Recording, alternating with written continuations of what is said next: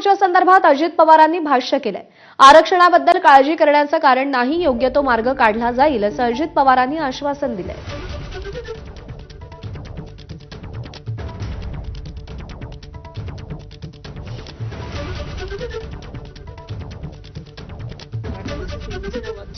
काही काळजी करू नका, योग्य तो मार्ग काढला जाईल, त्याच्यामध्ये आपण काळजी करू नका।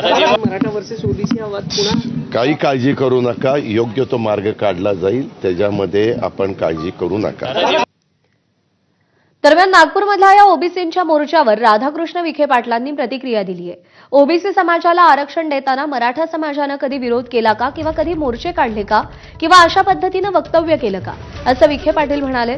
मराठा समाज आरक्षणासाठी पुढाकार घेतोय, ओबीसी बांधवांना देखील काही आक्षेप नाही, आक्षेप फक्त पुढाऱ्यांना आहे आणि आम्ही त्या समाजाचे नेते आहोत हे सांगण्यासाठी चढाओढ सुरू झाली आहे। महाराष्ट्राला जाती विषमतेचं राजकारण परवडणार नाही असंही विखेंनी म्हटलंय।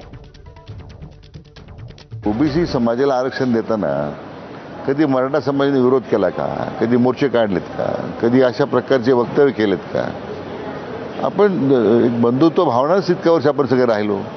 आता मराठा समाज आपल्या काही मागण्यासाठी काही ज्यावेळी पुढाकार घेतोय, पण त्यात ओबीसी समाजातल्या लोकांना सुद्धा आक्षेप नाहीये, आक्षेप पुढाऱ्यांना आहे फक्त।